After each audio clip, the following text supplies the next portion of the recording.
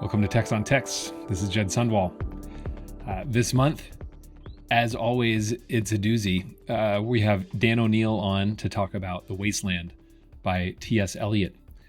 A warning up front, if you have a report to write or something like that on The Wasteland, this podcast will do you no favors. You will not learn about The Wasteland. You will not learn how to interpret it. You won't really learn what it's about. What you will get is a conversation about text, the ability of poetry or language to encode and really compress all sorts of ideas and concepts and facts and feelings about the human experience into a very small bit of language. The Wasteland by no means is a small poem. It's quite a long poem, but it's a highly compressed text, as we discussed with Dan. Dan is fantastic. He's well known in my world of Gov 2.0 civic tech type people. He's an absolute gem, a treasure to the community. One of the best kind of people to talk to about this podcast, because he is first and foremost a poet, and he has used the internet and technology simply as another medium for him to express himself in interesting ways. So I hope you enjoy this. And one note I want to get out at the top, we talk a bit about nation states and kind of the decline of nation states. A lot of my thinking on this has been informed by a book called Children of a Modest Star, which I mentioned in the show notes. A really fantastic book that I read last year.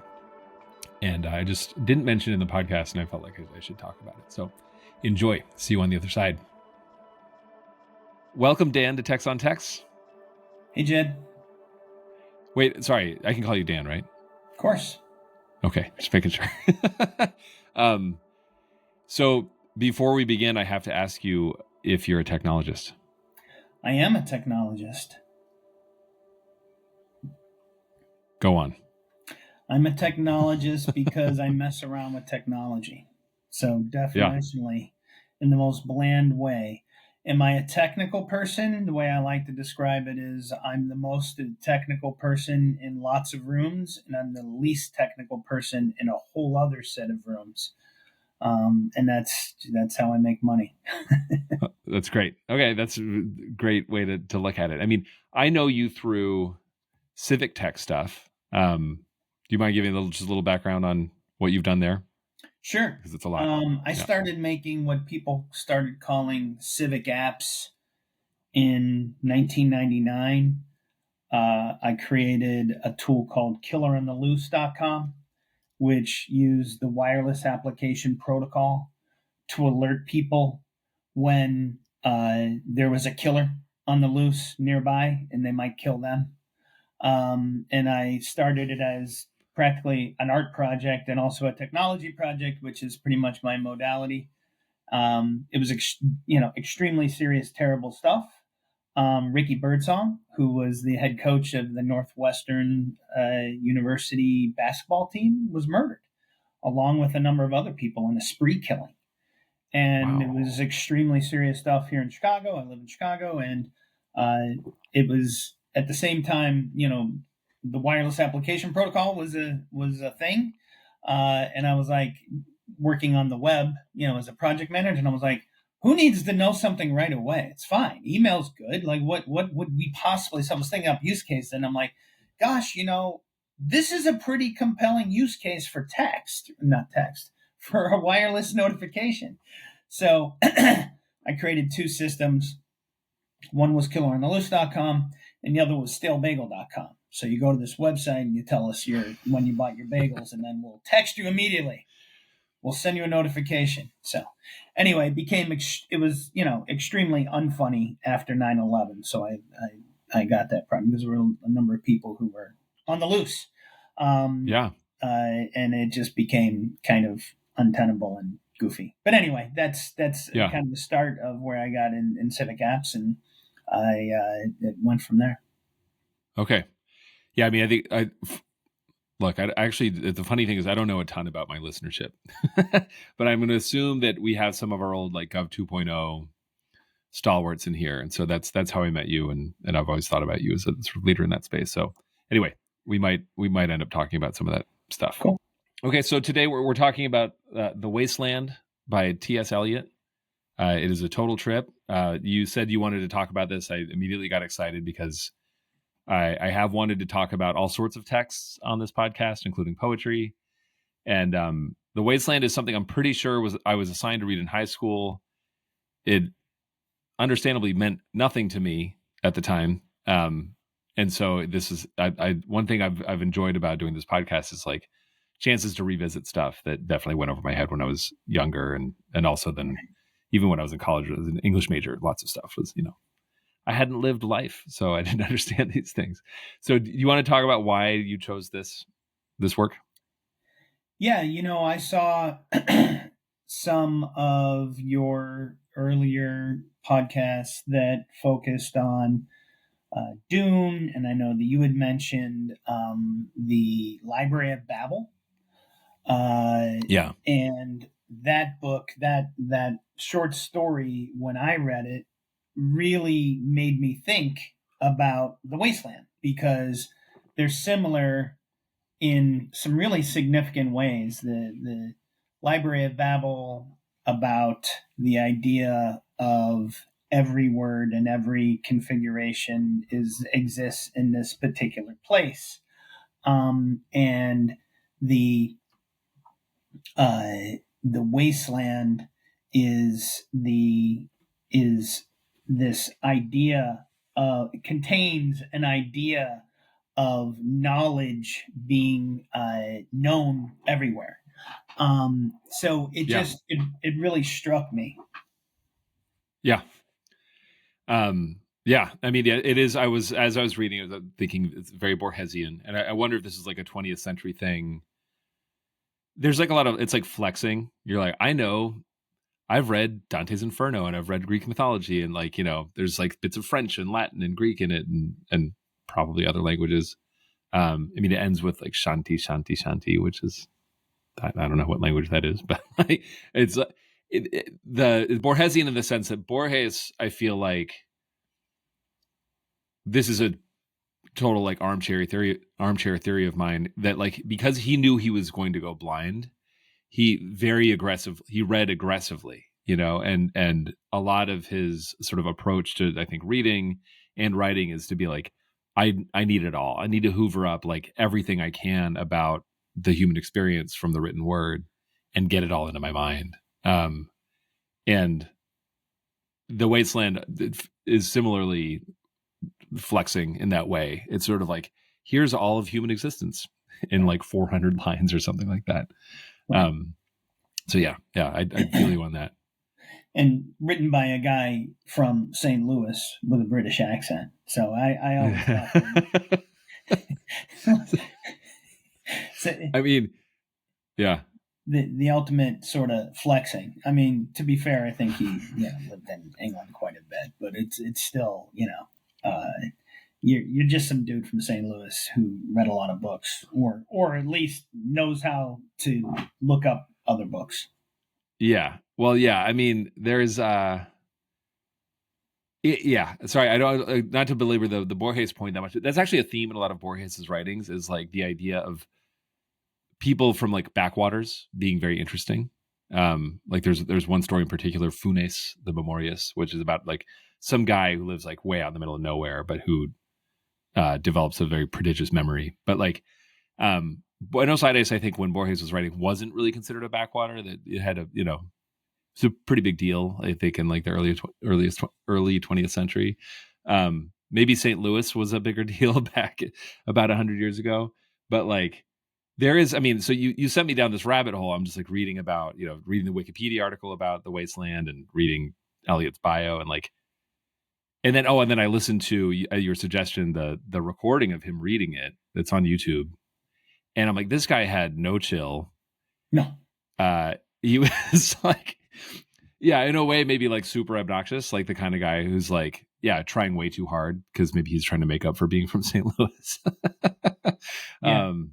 But yeah, trying very hard. The Wikipedia entry form, and I didn't know this. He had a Boston Brahmin. Is that the way you pronounce it? Boston. I think he has a Boston pedigree. So I think that's part of where this comes from. Frankly, I haven't looked at enough.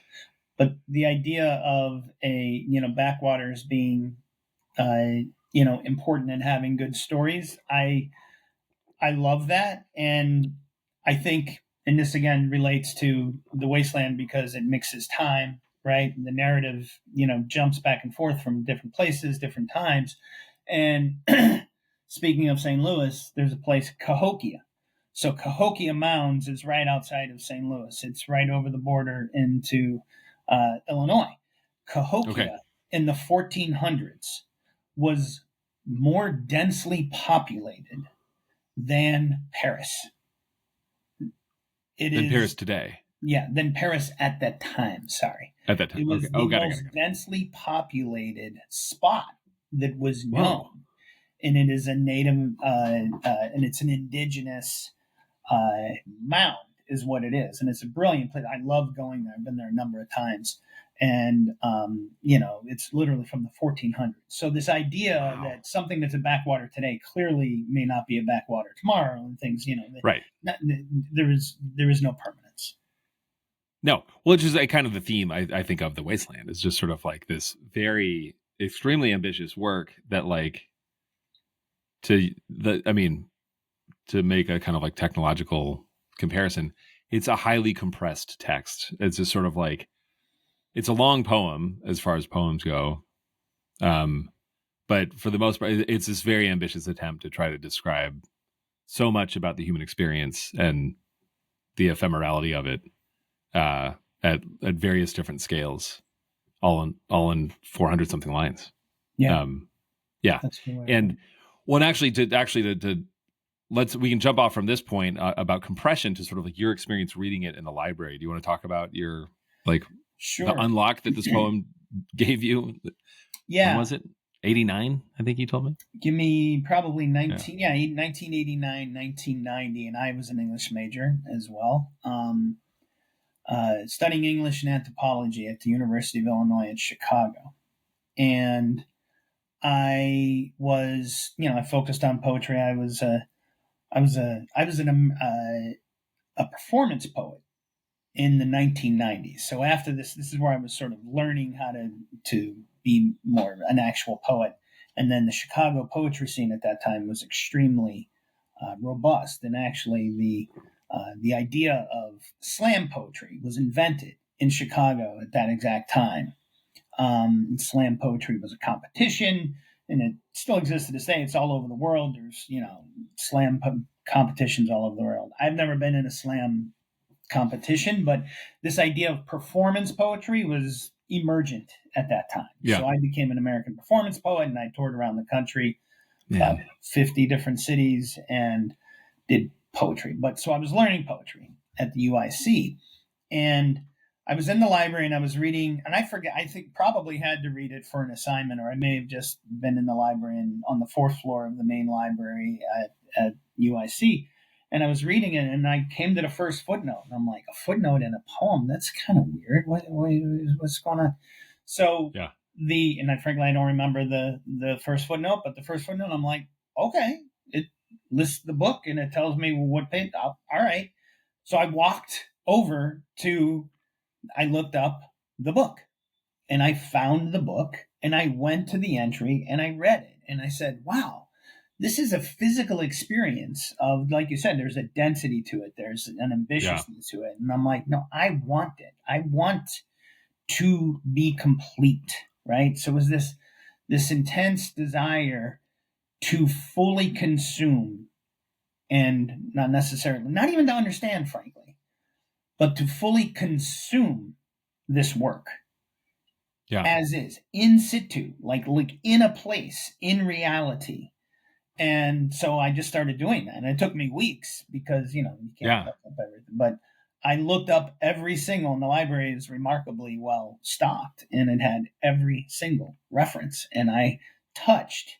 That was the objective, right? It was not to understand, not to be the master of the wasteland, but simply to experience the physical reality of the book, of the poem.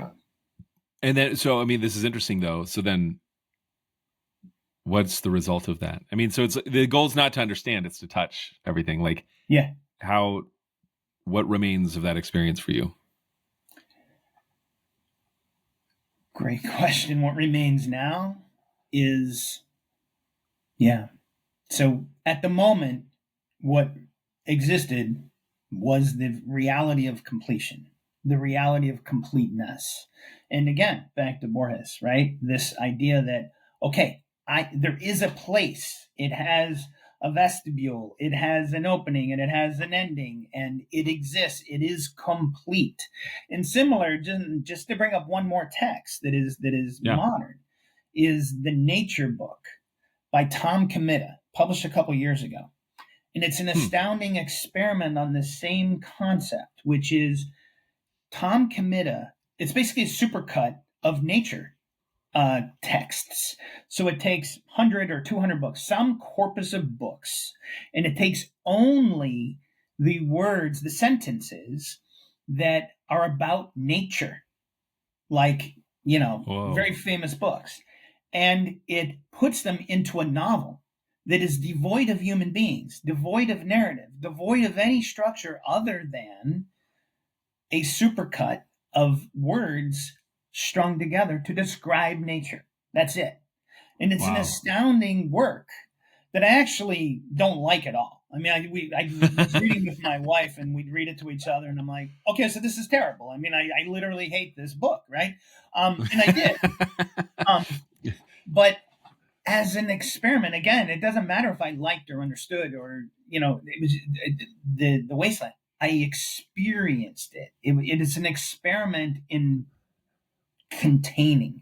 So you put those together, it's like this impulse for completeness, this database aesthetic, this idea, and then this other part that was a big part of late '80s, English majorism was, Derrida and deconstructivist philosophy, Yeah. and this idea of this and the emerging academia and research around feminist literature, feminist approach, LGBTQ plus approaches to understanding literature. And it really starts with this idea of Derrida, and like, there is no meaning to any string of words, any collection of words. There is no inherent fixed Right. meaning to it. And this is like almost, prima facie understood now.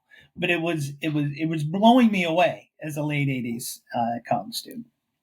Yeah. Well, no, and it's interesting. I mean, it's why I think probably the Wasteland has endured, or like made the impact that it did have. And again, I'm not an expert in 1920s poetry, or, like when it came out or whatever, but like he's clearly pushing the boundaries of language, and I think making an effort to point out like its limitations. And certainly like that's why there are multiple languages in the poem. It's just sort of like, no, like you can't translate this from Greek. Right. Like you need to see it in the Greek, Right. And there are lines throughout the story, again, that I guess I shouldn't call it the story, but the poem, that I have not figured out how to interpret yet. But like we was talking about, like jug, and just like weird vocalizations like da and stuff like that. That I don't know if that's a reference to Dadaism, but like the point being that like we're making all sorts of utterances, some of which make sense, some of them don't, and they lose their meaning over time, and they mean different things in different contexts. And so I think it's fair to say the poem is very pretentious. Eliot seems like a very pretentious guy. Yeah. But like there's still something to that's remarkable, and it was probably remarkable at the time that he was showing off to sort of the limits of what language could do. Yeah. Yeah. Yeah. And similar to, I guess I like it a lot more than I do the Nature book. Yeah. But it's a similar thing, and it's a similar thing with how I feel about concrete poetry. Concrete poetry, that da da da, that's concrete poetry, right? That idea of using sounds, using sonic, expressions to have meaning. I love sonic poetry. I'm like, okay, I dig it. I buy it. I buy it as a way of, an exercise in trying to understand what language is. In terms of literature, it's abominable. It's not worth anything, right? But but the thing about the wasteland, I think why it endures for me is there's a beauty to the words themselves. At times, the language itself rises to such beauty and understanding, like the section where the young man Carbuncular exits the encounter with the woman who smooths her hair with automatic hand and puts a record on the gramophone. That's Yeah. the machine, right? This idea, it's one of the most modern things that could have been written in that moment, right? This idea that she smooths her hand with automatic hand. Think about the Industrial Revolution. It's 1917, I think, and Yeah. this idea that a human being is a robot, right? Smooths her hand with automatic hand and puts a record on a gramophone was an extraordinarily forward, thing that was a Yeah. consumer product.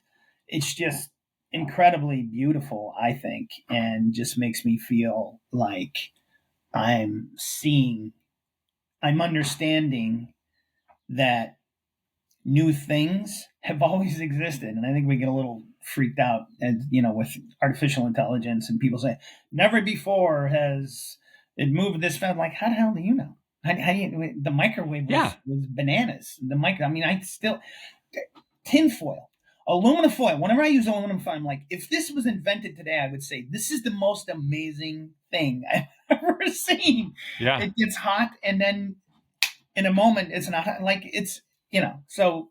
Yeah. Technology advancements are very common. Yeah. Yeah. No, and it's so yeah, thanks. It didn't occur to me. I mean, I definitely noticed there's like a gramophone, in the poem, but like it didn't occur to me like how crazy that would have sounded at the time.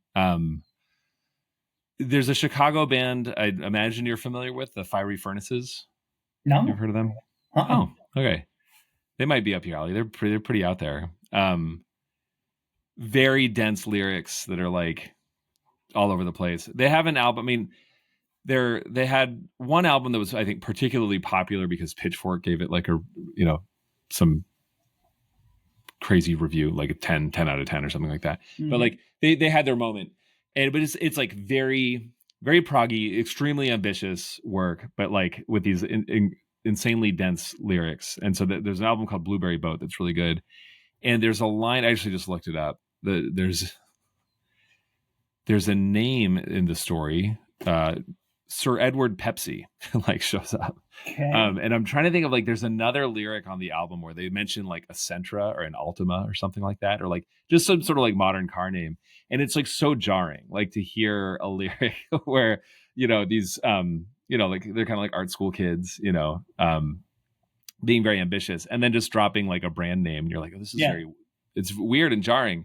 And also hilarious and great. It makes for a great historical artifact as well.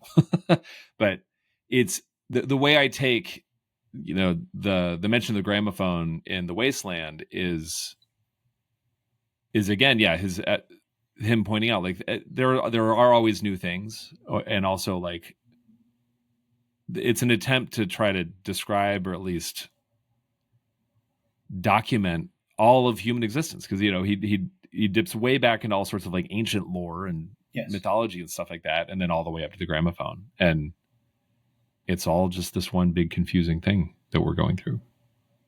That's my interpretation of it. I buy it. Yeah. Do you want to talk about hypermedia in this context then as well? Yeah. So I was in this milieu of reading Eliot, reading Derrida, never actually quite getting it past, Same. That was my experience. Yeah, I mean, deconstructivist theory, I'm not quite there, but there's the checkers level of it that I do understand, which is there are differences without a difference, right? That's one of his big phrases, is that that there can be, and that there is, and again, this is where all the scholarship comes from, and that goes into different interpretations of American history, different interpretations of text, and according to however you want to analyze it. and they're all accurate because they all have something to do with what the person, what the scholar, what the reader is bringing to the text. So that idea, and that idea of understanding, like I said, in my body, understanding physically what things meant, really stuck Yeah. with me. And I was not an early technology person, right? Like I didn't get email until 1997. So I cannot claim to Interesting. be, Yeah. what is it, AS400, whatever the hell, the early computers that all the people flex on, right? I'm not that guy, right? Yeah. But I was, I was, when I was doing, because I was basically a poet. So I'm like, hi, I'm Yeah. Dan, I'm a poet. And I was like, my tagline was, I was the worldwide entertainment juggernaut of the 21st century, which, it didn't quite pan out, but whatever. So, Hey, you're on a podcast now, so it's happening. exactly. See what I'm saying? So the first kind of connection I had with internet technology was I saw in the New York Times an article about doing video over the internet, and I was like, wow, that's pretty cool. I want to do a show over the internet. So I called up a person who was referenced in this article, this guy Scott McNeely at Sun Micronis Systems. So I looked him up in the phone book, and I called Scott McNeely, and he answered the phone. And it's 1992, and Yeah. I was like, yeah, what's up? I'm a poet, and I want to do poems over the internet. And he's like, you should call this guy I know, Carl Malamute. Oh, wow. Oh, amazing. So I was like, all right. And he gave me Carl Malamute's phone number, and I called Carl Malamute, and he was very nice to me. And I still have my notes from that conversation. Really? Oh, man. But as time went by, and I got involved in the internet as the World Wide Web as my career, I started thinking about hyperlinks, and I turned my attention back to this idea, and I'm like, wow, footnotes are really just hyperlinks. Right. And Right. I'm like literally trying to understand what a hyperlink is as a professional, so that I can explain it to Allstate and Sears that I was making intranets for, right? And Yeah. I'm like, okay, so they're footnotes. So then I had this understanding of them as ability to provide more information about a topic, but they're also, of course, as we know, destinations. They're refs. They're places in and of themselves. They're just references. So as time went by, about 2005, I coined the term hypertext enjambment, which again did my Right. taste test, peanut butter and chocolate, right? I like, art and technology, poetry and, the web. And hypertext enjambment. Enjambment is a phrase, is a word to describe the literary device of playing with the meaning between the end of a stanza or the end of a line and the beginning of the next line or the beginning of the next stanza. That's enjambment. So hypertext enjambment is the addition of meaning or the existence of meaning between three things: the hyperlinked text or object, the image, the whatever it is, the text, the title tag, right, which nobody uses ever, Yeah. ever, still to this day, ever uses the hover, right? I just call it the hover, but the technical is the title tag. Yeah. And the ref itself, the destination itself. There is rich opportunity for meaning there, right? So there's the text, which is Ronald Reagan. There is the hover on the link, which is Ronald Reagan is bad, right? So you're undercutting the text immediately. So if the text says Ronald Reagan is good, and then the hyperlink says Ronald Reagan is bad, and then the ref is to like a Google search. That's one thing that I did a lot in it, and which of course, again, plays with meaning, plays with time, plays with space, plays with cookies, plays with what is a cookie except one's experience of a space, in this case the web. So That's it. That's hypertext enjambment. Okay. And I got it from T.S. Eliot.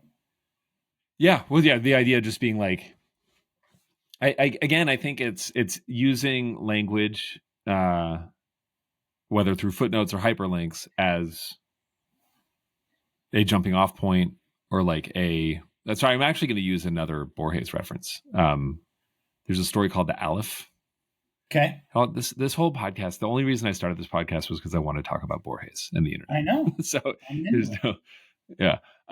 So The Aleph is about, it's kind of a funny story. Borges is funny. But I won't go to the funny details, but the Aleph is an object that if you look into it, you can see everything. And so it's like, it's round. I think it's about the size of like a silver dollar or a quarter or something like that. But like, as you look into it, you can see everything through all time and space. And it's amazing. Like, and he describes it as being like, yeah, it's this crazy thing that like, you can see everything.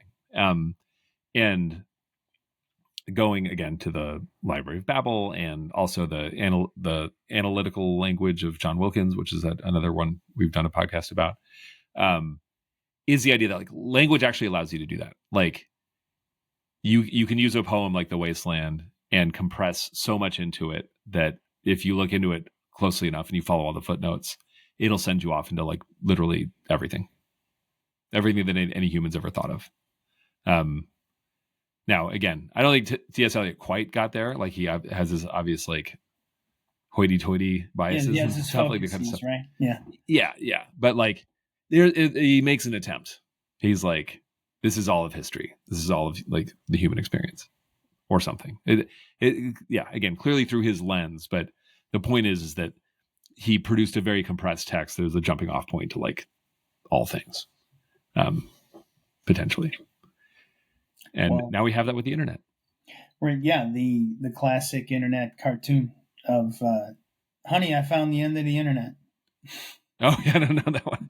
Okay. I thought you were going to be like, the classic internet cartoon in my mind, the one that comes to mind is the dogs on the internet, which is no one knows on the internet. No one knows your dog. Yeah. But yeah, well, I mean, and now it is so interesting to think about this stuff in the context of large language models and I think more interfaces moving towards chat, where there does seem to be a constant pull for us to interact through language with things, whether they're other humans or agents or whatever it is. Yeah. And it's dominated obviously by stolen content that already existed. It didn't make anything up. That's the part that's always astounding to me. And I think that, artificial intelligence skeptics or, naysayers kind of forget, like it's a very human system. I mean, it's again, by definition, that's like, axiomatic that artificial intelligence is human. It's an expression of humanity. It's an ultimate expression of humanity. It's basically this vision of the Library of Babel, and then we interrogate it with our own biases, approaches, needs, wants, desires, and configure it any way you want. And the sycophantism of I mean, that's been kind of popular lately. It was a meme a couple of weeks ago about the sycophantism of AI. I think it was ChatGPT. Yeah, something happened. Like the model became extremely flattering. Yeah, I mean, I experienced that. Like 2 days before I saw the article, I'm like, "Yep," that was weird. It was uncomfortable. Like, dude, I'm a nice guy, but I ain't that smart. You know what I'm saying? You are so smart to be asking this question right now. Like, yeah. It was weird. But it's human, and I can understand the impulse as an architect of a system like that to want to, be sycophantic. Yeah.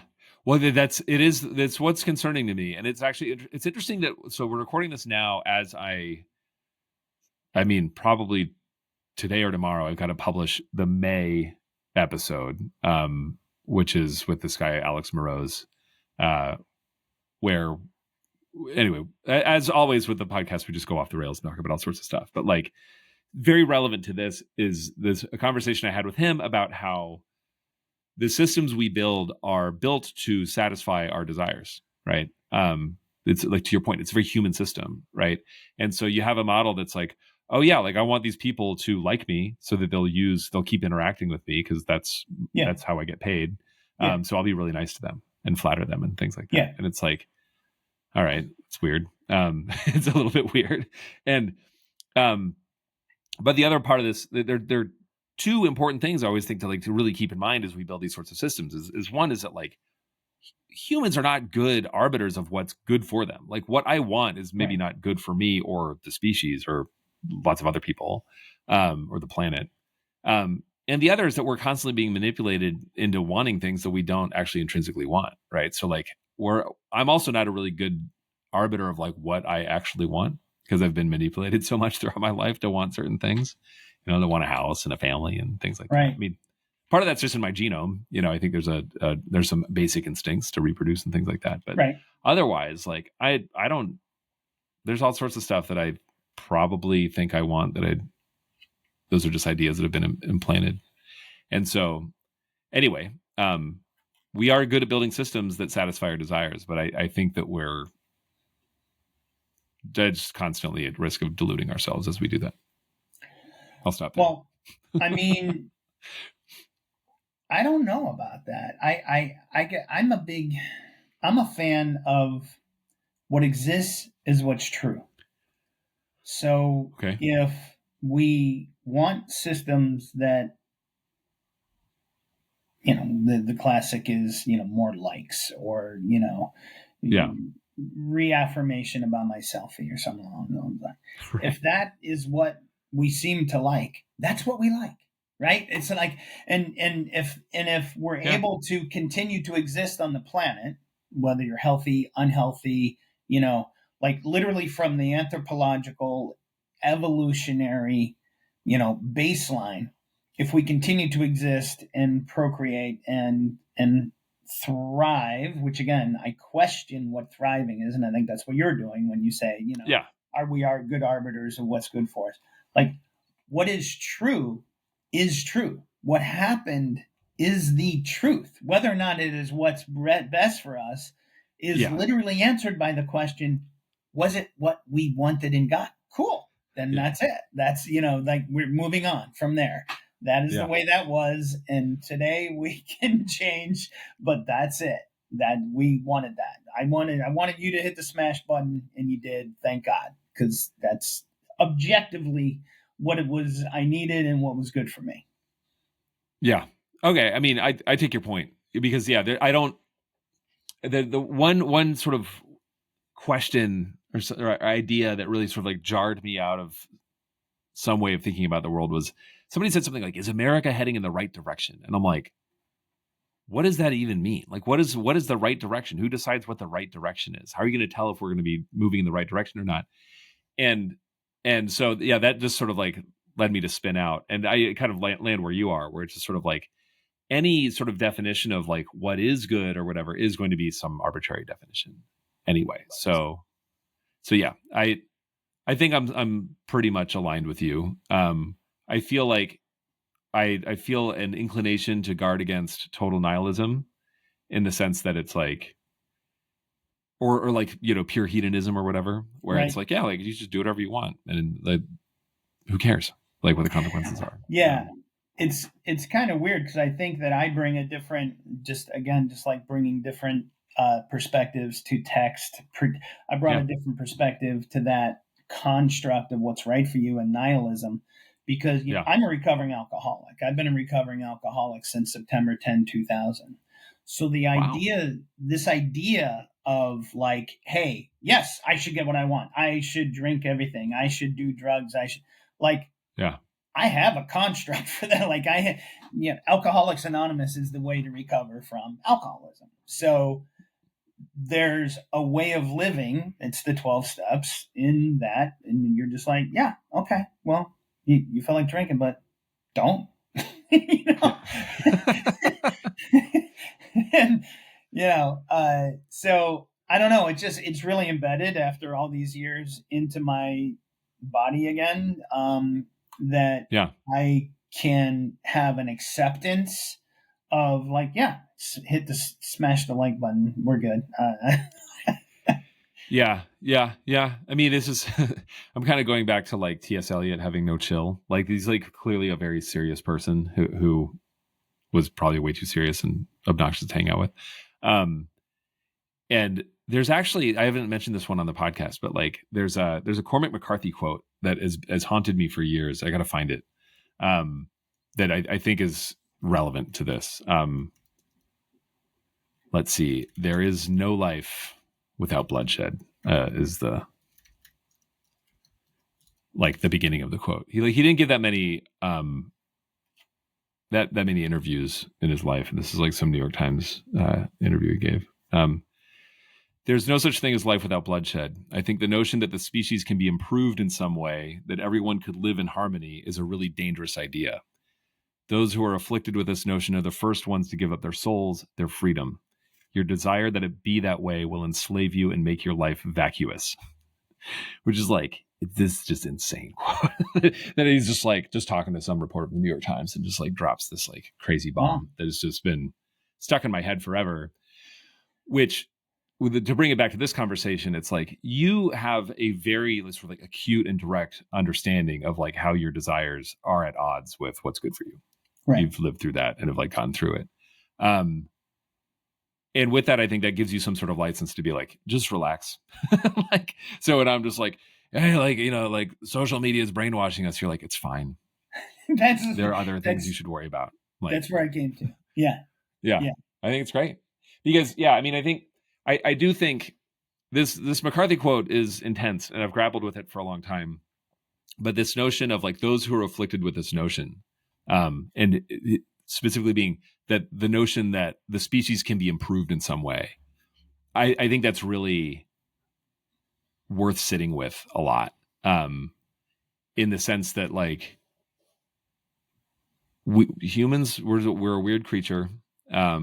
We are augmenting our abilities with technology. We think, I mean, at least we think we are. We're trying to do that. But like at the end of the day, we're just like, we're a certain kind of animal. And and I do think we are continually experimenting in modes of governance and organization that allow us to like live in peace and live longer lives and things like that. And I think that's fine. I think it's good. But you can become afflicted with the idea that like, oh no, humans are supposed to be a certain way. Like we should be different than how we are. I'm like, no, it's okay to just be the way that we are and understand like their limits, you know, to the way that humans are. And I think that's one of the interesting things about The Wasteland is how he does take this huge view of like from the very morbid and from death and decay to opulence, you know. And I mean, the poem starts out with this just sort of like luxurious vision of like a picnic or drinking coffee by some lake in Germany or in the Alps or something like that. You know, all the way down to sailors drowning. And of course, that's the reason why April is National Poetry Month. Because is it? Yeah. Oh, April is the cruelest month is literally the first line, and that's why April is National Poetry Month. Dang. I should have published this. We should have done this in April. We're late. This one's coming out in June. Yeah. Those arbitrary connections are not. They don't give me. I don't find meaning in them, so I think it's fine. Well, yeah, it's cute. That's cute. They did that. Yeah. So sorry, I went pretty hard there for a little bit. This idea about improving the species, but I think it's relevant to what we're talking about. Yeah. I think we're probably. It might be better if we were better, but I'm okay if we're not. Tolerance is Amen. Good. Amen. No, I think it's great. Yeah. And so, I mean, in that sense, you know, if we look at like the world that we're building on the internet and this kind of like, you know, what some would call an epistemological crisis that is developing because of social media and the way that we consume information and share it. One response to that is just to let it wash over you. Because again, I kind of don't think there's anything that we can do to fix the species. I think there are things we can do to build better software or build better business models that convey information. That's kind of what I'm interested in. Yeah. But nothing to get like angry about. No, I don't think so. I think, and I think that diving into, the objectives of, or the rationales of the creators. I mean, we get a lot into that, right? About founder number one is terrible, richest person in the world, and he is a jag, by the way. But whatever, right? Like, I'm always struck. What I always try to keep in mind is something that's very difficult to keep in mind, which is we're all ancestors. We're all dead. We're all like if it keeps going, 100, 200 years, we're all gone.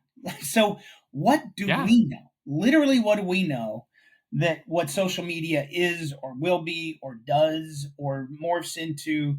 We literally are too dumb and too dead to know. So it's basically the height of arrogance to have an opinion that about a particular thing that exists in current reality and saying how it should change or stop or never exist or we have to stop. I think surveillance is a really good example, right? Surveillance systems are a topic of great concern for policymakers and people who are interested in justice and people who are interested, right? And um, it's over, guys. Like, surveillance exists. It's there ain't no point.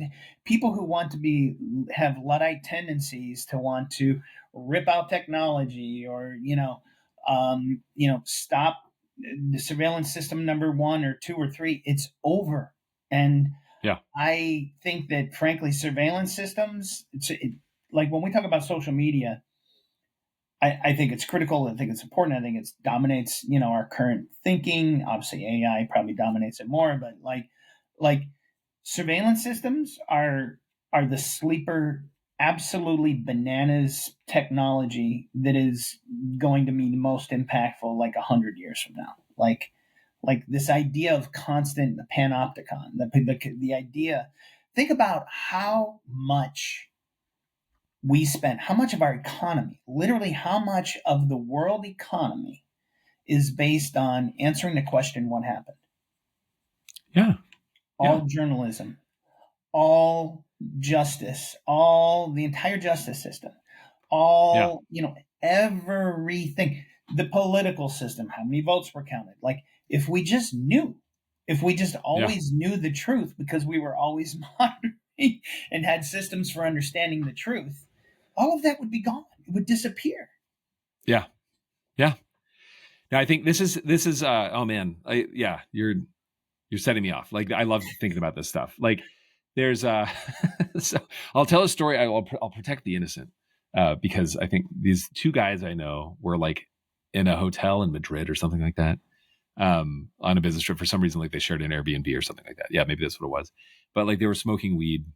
And one of them was like, isn't it crazy? It's just like looking out over the skyline and seeing all these antennas blinking, you can see the infrastructure, this sensorium, that we've created. And he's like, it's just crazy how like everywhere you go, there are just like antennas and satellite dishes and all sorts of, stuff to just convey information. Like, and it's just like relentless. And the other guy's like, I am too high to discuss this right now. He's just like, I can't handle it. Like, anyway, great guys. I'll send this to them. They'll know I'm talking about them. But there's a term that I love, which came from some guy who's like, I think he was a CIA guy who retired and started speaking out against the intelligence community. But he came up with the term, the Military Industrial Congressional Intelligence Media Academia Think Tank Complex. But it points to what you're saying, which is like, there's like a huge part of the economy. I don't know if it's like the majority. I mean, maybe increasingly the majority of the economy is dedicated to what you just said, recording what happened everywhere at all times and conveying that, like, to, conveying that to whoever will give you the best returns on conveying that to them. Right. Because there's this other huge part of our economy, which is devoted to hiding the ball. Right. Yeah. Which is like the idea of, inside government, right? We all know people who've worked in government, and I've never worked in government, but this concept, and it's always, I want to write a play about this with this title, actually, Close Hold, right? Ooh. There's this idea of, oh, this is close hold, right? You're not allowed to talk about this, or frankly, every Signal chat, or going back to what was it, 2010 Gmail chat, right? Google chat, uh, uh, um, incident. It's like, Yeah.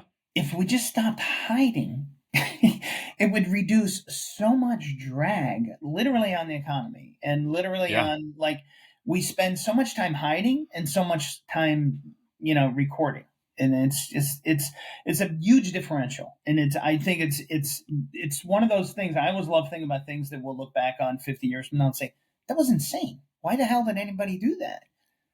Yeah. I think, I mean, this is where, like, I'm like dead serious about this. I've sort of like joked about it for a while, but like, I think there's a Nobel Prize here like, there's an alternate reality in which, like, I'm good at math and I could actually be a real economist, that I would get a PhD in economics and study the economics of data.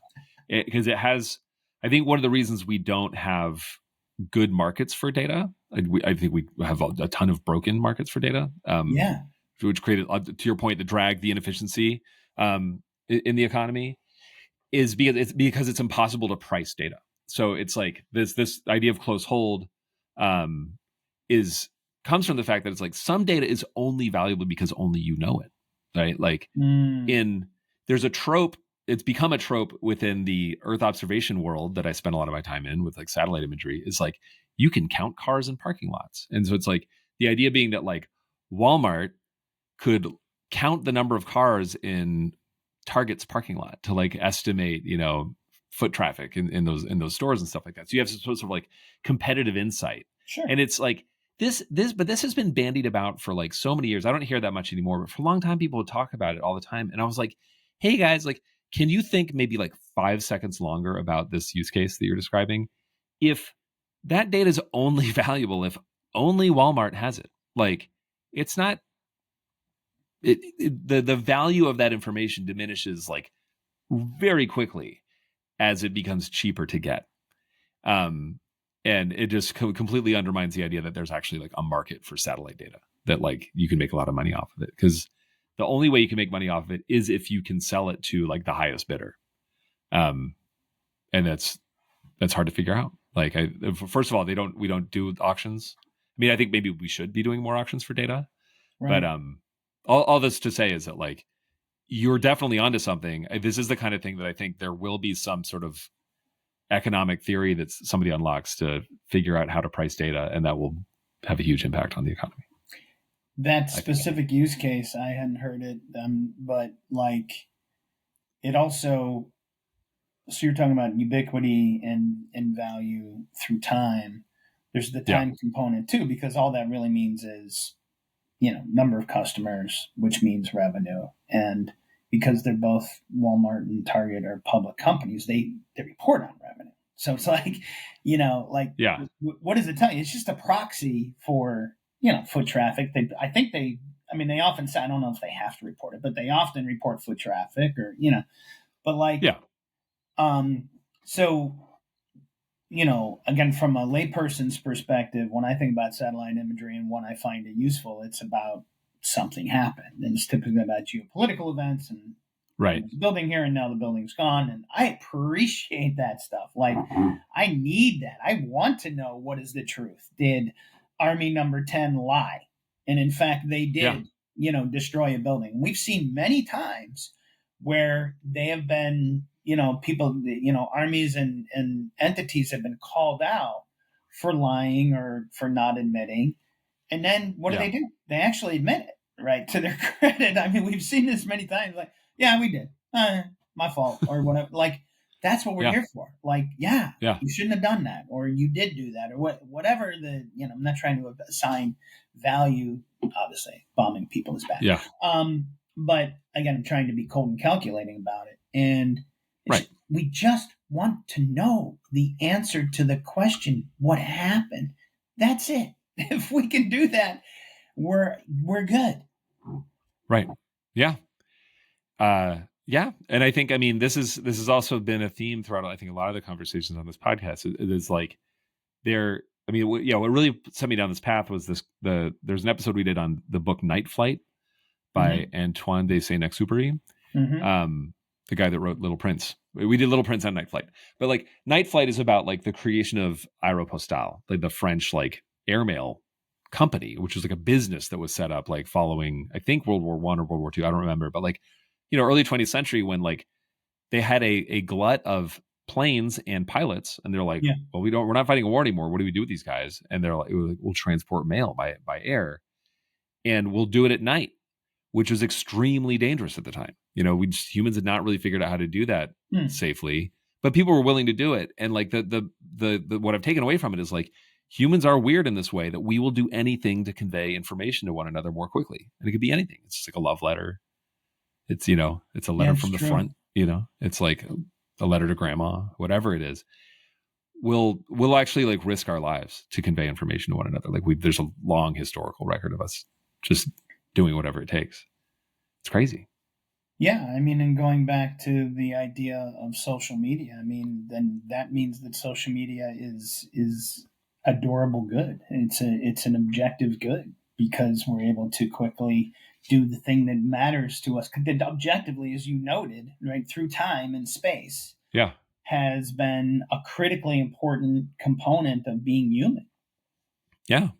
I mean, I do think like there's I'll have to put this in the show notes if we can find it. There's like a talk that Jack Dorsey gave forever ago, the beginning of Twitter, where he's explaining dispatch, like, and like how he was just like fascinated by dispatch systems. And he like, it was like when he was a kid or something like that, but he had like, he witnessed how dispatch worked. And he's like, oh, we should just have this for like the whole world. And that was like one of the original ideas of Twitter, was the idea that like you could have a system that would just sort of convey information from one point to like everyone else. And I remember when Twitter first came out, I was trying to describe it to friends. I'm like, it's kind of like texting, but like you're not texting to anyone, but you're also texting to everyone at the same time. And it is weird because we've been living with social media for so long. And, you and I have worked in it through Web 2.0 stuff long enough that like we've really been steeped in it. So it's hard for me to say that like it's natural, but it really feels natural. And to your point before, like it is what it is. It's what the world is now. So right. So it must be true. It is. Yeah, true. it is. It is true. Yeah. There's a play, I think it's a Russian constructivist play, and I've been trying to find it, but there's a play that I saw around this same time period where there was a megaphone, and the guy would come out and say, "Listen to the communique," and then would make, it was like a date, it was like a not a chorus. What's that Greek device where where the authority comes out, maybe our town or something, right, where the narrator comes out and transmits information. But this idea of listen to the communique, right? I mean, we've seen it become true as a governmental expression. I mean, clearly that's what social media is now, and we see it not just here in the United States, but all over the world, where the truth, the actual opinion of the government at question, is transmitted through these channels. And I find that to be, again, an objective good. I mean, it's good to know the answer to the question, how do you feel? What is your stance against this, army incursion or this, like that makes us safer. It's safer when we all know the same stuff. That literally makes us safe. That's right. Well, but now the question is, can we create institutions that we trust to tell the truth about the state of things, right? And so and I think that's possible. I'm just sort of, I think it's possible. I'm just sort of increasingly skeptical that like a lot of governments that we have are reliable sources. Not to sound like a crazy conspiracy theorist, but like Trump makes it very easy for me to feel this way. I'm like, I don't really trust anything that guy has to say. So I'm going to be less likely to trust his. Right. What? Well, I just said he's not trustworthy, but that's not actually true. So I have you can trust him to be who he is. Like, he's incredibly consistent. He's a crook. He's, I mean, this is objective, right? I mean, it's the most corrupt, presidency that we've ever seen. And he's institutionalizing corruption and stealing. So it's overt. Yeah. I mean, it's plain as day. Yeah. Yes. I'm not being controversial, right? So, no. But here's what I think, Jed, about that idea of creating or having trustworthy institutions. So I coined the term "trut" in 1995. Spell it. TRUT. Okay. And this came out far before, what was that comedian? Truthiness, right? Yeah, truth. I think was it Colbert? Maybe That was Colbert. Colbert. That was Or, like a decade yeah. or more before Colbert, right? I coined the Ugh, term "trut" in a magazine called Emigre Magazine out of Berkeley, a design magazine. I know Emigrant. And Yeah. I wrote this essay about, it was the magazine issue. It was the design Bible of the 1990s, right? Of Okay. typography. It was called Yeah. Emigre Magazine, right? Yeah. And Rudy Vanderland's the editor was putting together a, a set an issue about magazines. So it was like, write about your favorite magazine. And I love the Star and the Yeah. Globe and all the tabloids, Yeah. because I thought at the time, and I think time has proven me right over 30 years, that there was a new way of understanding what truth is. And it's Yeah. truth. It's 4/5 of the truth lined up as a reasonable facsimile of the truth. And there's always a missing H, right? So that whenever anybody, including me, to you right now in this moment, I'm Yeah. talking to you in a way that I want you to like me. I want you to think I'm smart. I want you to think I know about T.S. Eliot, right? So I'm behaving in a certain way. You understand Yeah. that, right? So you add the H yourself. You're smart enough to understand what the Hmm. H is, because we're incredibly sophisticated beings and we're able to understand context in every single situation. So that when the current president says something to us, we add the H every single time. And frankly, when Saint Barack Obama said anything to us, we also added the H, right? Yeah. Because he's the same thing. He's just another human on the planet. People have different H's. People are, institutions have different H's through time. But regardless, there's no such thing as this objective, someone giving you TRUTH. There's only TRUT. Yeah. Interesting. Yeah. Well, yeah. I mean, you're making an argument for the concept of my truth, right? Like, maybe is that fair to say? Of the concept of Of my truth, like people have their own truths. no, No. actually, Okay. no. I think it's a collective truth. Like, again, we have to understand what does the president think about tariffs? What does the Yeah. judiciary think about what Trump thinks about tariffs? Right? Like, Yeah. we're going to come to some sort of, as they say, rough consensus and running code. That's more what I'm talking about. I'm not talking about Yeah. individual truths. I'm talking about, as a society, as a Yeah. people, Yes. we're like, okay, cool. Hey, I got this H over here. Okay, cool. This is how I understand it. Okay, cool. And we have rough Right. consensus and running code, and we can exist as on the planet. And I think that we don't need objectively truthful and permanently trustable institutions in order to do Right. Okay. I love it. I agree. Also, I found the article. I that. just Okay. I it's online. I will put it in the show notes. You can. There's a whole archive of Emigre magazine. It's amazing. I've never seen it. Like, Oh yeah, yeah, yeah. That article. yeah, Yeah, it's one of my yeah. I think that truth is a really 30 years later a good way to to understand the current moment. And I think yeah, that it makes it can help you calm down, right? Not you, yeah, but and help us understand that, like, we're just people getting along on Earth, and we're disparate and we're differentials, and this current president has a differential that's off the charts. I understand he's terrible. yeah. Great, he's still just a person. He's Right. still just, we can absorb, we That's right. can keep going with rough consensus and running code in, the American project, or the human experience, of whatever it is. Like, we will prevail. There is not, I don't feel an existential crisis of Yeah. institutions at this time.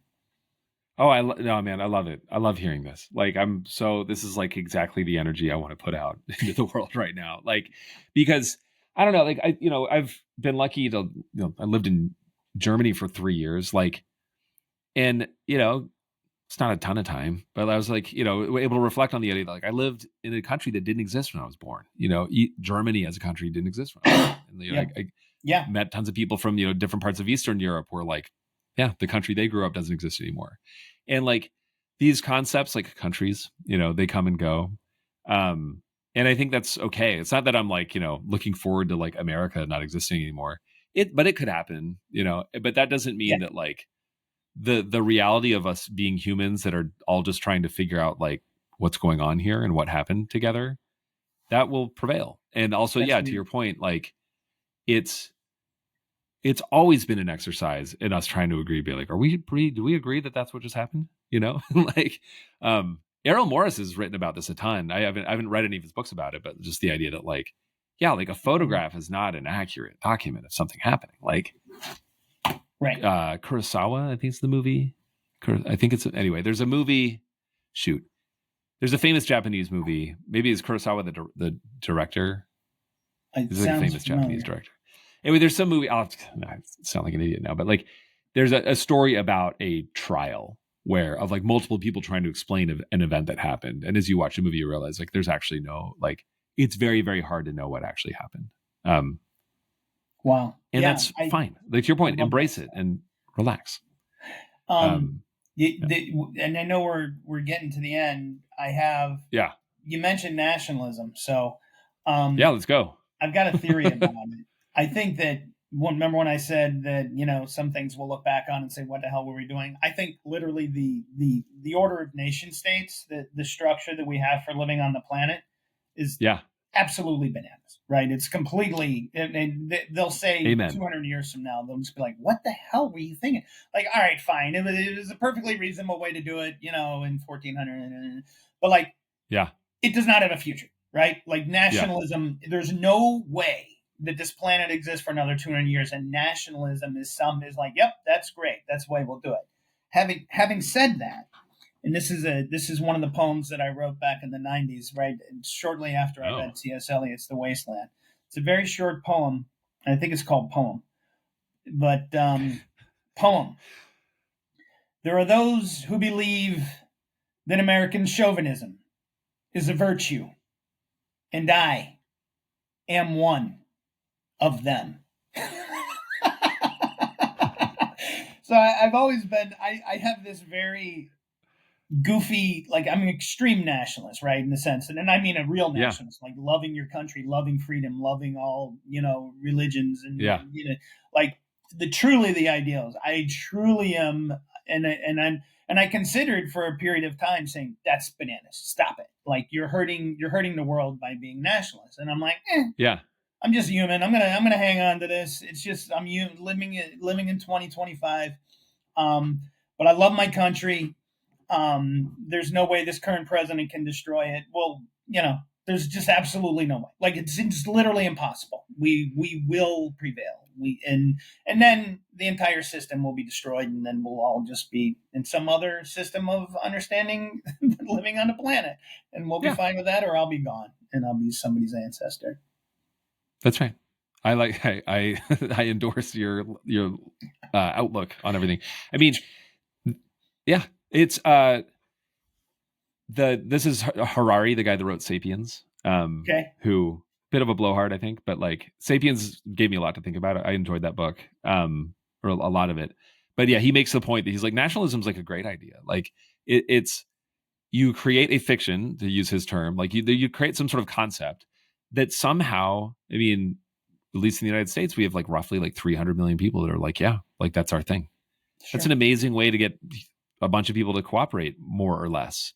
Even, and what I would like to remind everybody, I always remind myself and my kids and stuff like that, because like we live in Seattle and they hear all sorts of stuff about politics and that I think is somewhat hyperbolic. And I'm like, guys, like you want to live in a country where people disagree with each other. It's fine. It's great. Like we're not going to get closer to the truth without that. I'm with you. You're finally giving me like sort of the kick in the pants to publish this script of a talk I gave at Yale last fall called Internet Power, which Okay. is like, it was my last day work. It was like my last day of class, and then I gave a talk that night. Before it was like the last thing I did when I was out there teaching. And I'm at the Jackson School of Global Affairs. So this is a school that's like all about nation states interacting. And they're like, Yes. you do like multilateral treaties and agreements, and you know, Right. and I'm like, hey, just FYI, like as I'm leaving you, this is all over. Like maybe not like that explicitly, but I was just like, look, there is a new way of capturing value and governing people that has emerged, which is to take control of the algorithms that mediate what shows up on screens that people have in front of their faces all day. Yeah. That's how you steer behavior. That's how you guide human wants and desires. That's how you describe the world that they live in, that they will believe that that's the world that they live in. And nation states have no response to this. They're completely unable to control this or regulate it in any way. Yeah, that's right. The goofy attempts to regulate TikTok are a perfect example of this. Like, it's insane. Like, we can't ban a Chinese company from right. Potentially brainwashing like millions of American children. Apparently we can't. It's like politically untenable. And anyway, so the idea of the nation states, I think we're good. But as a species, I think what will endure is we'll keep cooperating with each other. We'll keep figuring out ways to like see the world together. I hope. Some configuration. Yeah. That's what we want to do. Anyway, this has been awesome. Perfect. I dig it. Any other thoughts on the wasteland that you want to get out there?